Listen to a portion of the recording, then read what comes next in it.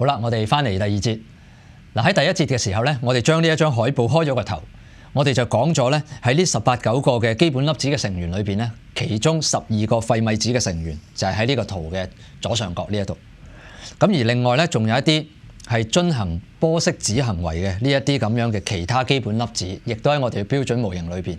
但係要理解佢哋咧，又需要一啲更加抽象嘅一啲概念啦。嗱，咁我哋咧即管咧去逐個去慢慢介紹先。嗱，首先回想一下先，大家都記得一個問題就係話喺呢一個原子核裏邊咧，係有好多帶正電嘅質子被綁埋一齊嘅。咁我哋就會問一個問題：呢啲咁多帶正電荷嘅質子被綁埋一齊嘅時候咧，佢哋都帶正電，咁會唔會大家會有個正正相斥嘅排斥力非常之大咧？嗱，咁係有嘅，但係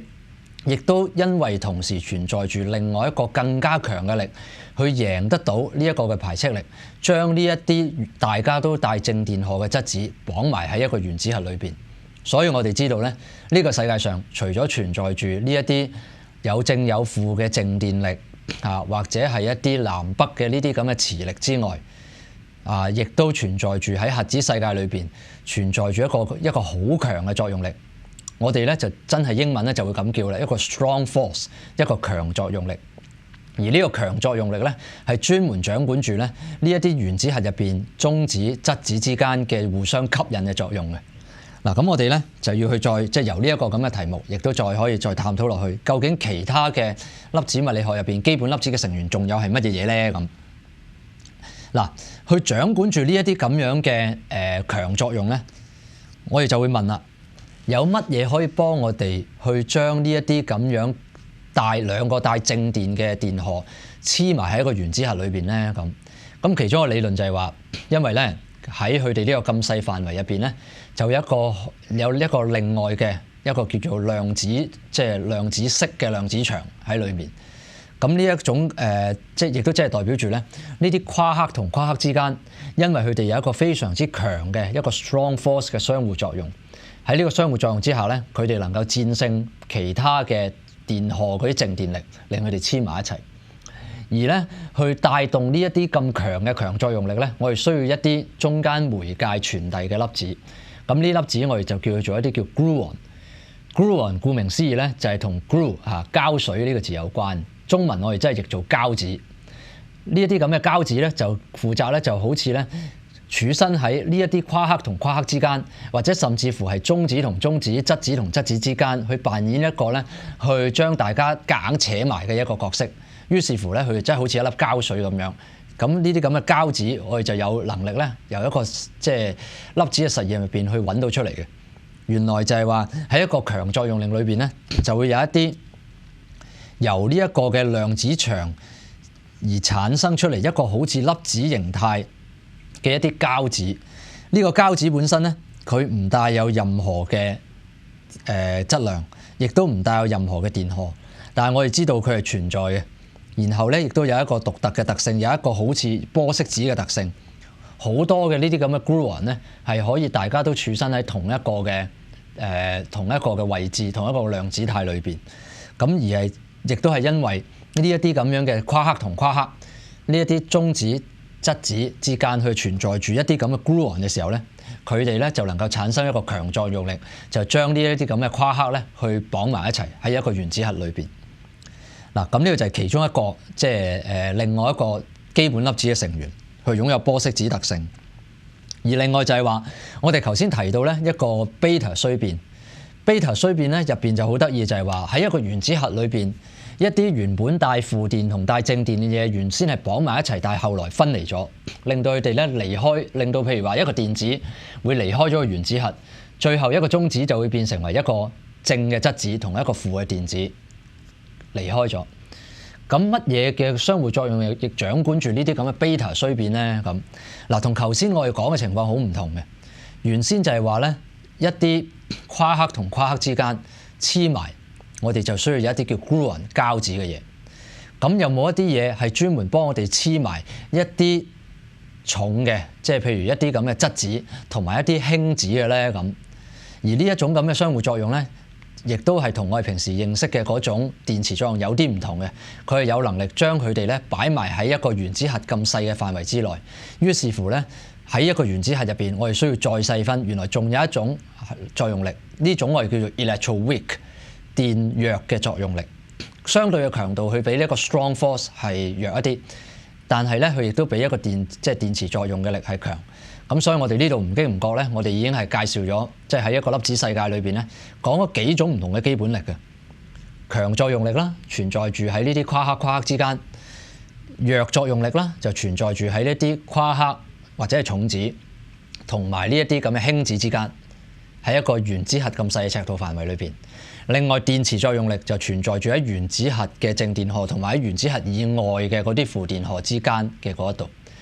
再遠少少，質量同質量之間嘅相互作用就係我哋嘅萬有引力。呢四個就係我哋物理學入邊最基本嘅力。咁而家我哋透過睇粒子世界咧，我哋其實就唔覺意講三個咁多噶啦。嗱，好啦，翻去另外嗰幾個家族嘅成員啊。喺呢一度 W 正 W 負同埋 Z 零咧，就係啲掌管住電弱作用力一啲咁樣嘅相互作用嘅一啲嘅粒子。譬如話好似呢啲 W 負咁樣，咁佢係掌管其中一種呢啲咁樣嘅 beta 衰變。咁我哋咧就會發覺咧，佢哋好得意嘅。透過實驗我哋睇到咧，原來佢哋有一個好強嘅，都幾大嘅一個嘅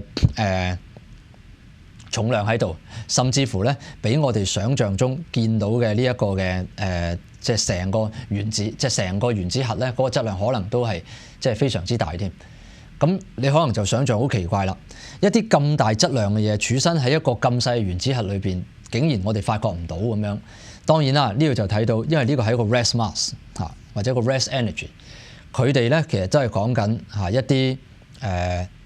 佢好多時咧就係話啲能量有幾多係用一個咁嘅質量嘅形態儲存而成嘅咧咁樣。嗱，咁喺呢一度啦，我哋就預期就係話，當呢一個咁樣嘅原子核入邊嘅一啲嘅核子去進行 beta 衰變嘅時候咧，幫我哋去控制參與呢一個 beta 衰變其中咧，就會有另外嘅呢三種呢一啲咁樣嘅呢啲叫做即係弱作用嘅 boson。OK， 一個概念咧，其實就一啲都唔簡單嘅。咁我哋咧即係將來啦，我哋會更加講得多，我哋可以將呢啲唔同嘅作用力再仔細啲同大家講下，去等大家再知道多啲嘅分別。而另外啦，我哋頭先講到，仲有我哋日常見到嘅靜電嘅作用力或者電磁嘅作用力，去傳遞呢啲電磁作用力咧，其實咧就係有一啲由光子幫我哋去傳遞。我哋知道咧，呢一個嘅電荷佢擁有嘅電場，佢有幾快能夠傳遞到，令到佢可以影響到喺外邊嘅正電荷或者負電荷，從而俾出一個排斥力，抑或吸引力咧咁。呢一個傳遞速度咧就係光速。因為佢哋傳遞呢一個力嘅一個媒介咧，就係透過光子嚟去傳遞嘅。咁所以我哋會話光本身咧就係一個參與電磁作用嘅一個介質。咁喺呢度我哋唔覺意就講咗1、2、3、4、5有5種另外嘅呢啲咁樣嘅玻色子。嗱，而唔止嘅，我哋而家呢度數到咧就係話數到有17樣啦，仲有第18甚至第19係咩嘢咧咁？第18咧，一講個名大家係聽過嘅，就叫 Higgs boson 希格斯玻色子。呢一個咧亦都係喺最近呢1-2年先至由實驗咧去證實到出嚟。以前佢只不過係一個理論存在嘅粒子。呢一個希格斯玻色子咧就可以咧幫我哋咧去解釋呢一啲物質擁有嘅質量係點樣被賦予出嚟嘅。嗱，喺呢一度咧要介紹一下就係話，我哋一路以為咧質量呢啲嘢咧係一個好基礎嘅概念嚟嘅。呢樣嘢有幾重？重量呢一個概念就係與呢一件物件與生俱來嘅一個叫做 intrinsic properties， 一個佢本身自有嘅一個特性。另外電荷亦都係嘅。你好難接受一樣嘢就係話，我可唔可以將呢樣嘢嘅質量同呢一樣嘢本身呢個物件呢一個物體本身分開成為兩件嘢咧？咁我哋一般唔會咁認為嘅。件物件咁重就係咁重，就係佢本身一個特性。個物件本身咁長就係咁長，我哋冇辦法將長度呢個概念抽離於呢一個客觀物件嗰度。咁但係原來咧喺呢一個量子場嘅世界裏邊咧，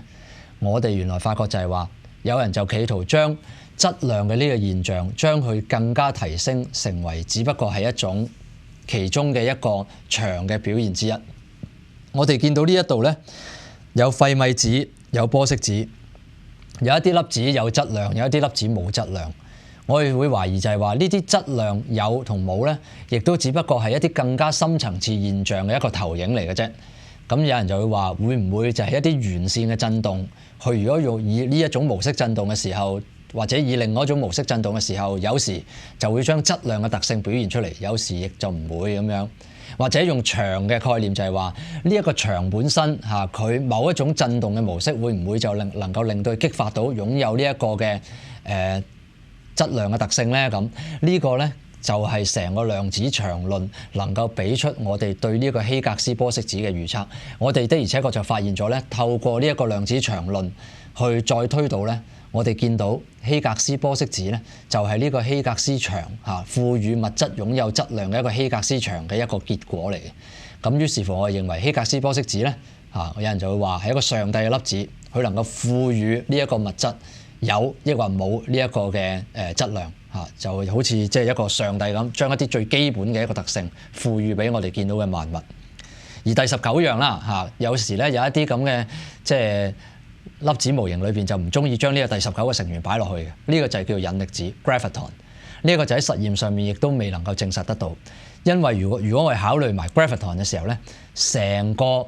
即係粒子世界入邊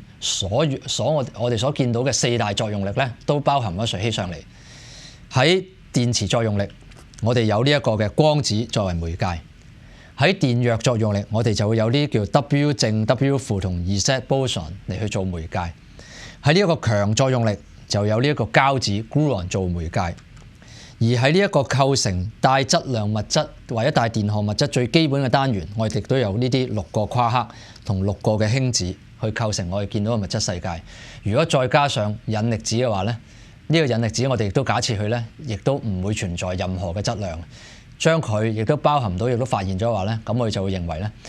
即係將萬有引力亦都包含咗我哋成個嘅粒子物理嘅模型裏邊，我哋就有能力就話揾得出晒究竟係世界上乜嘢嘅物質係構成我哋見到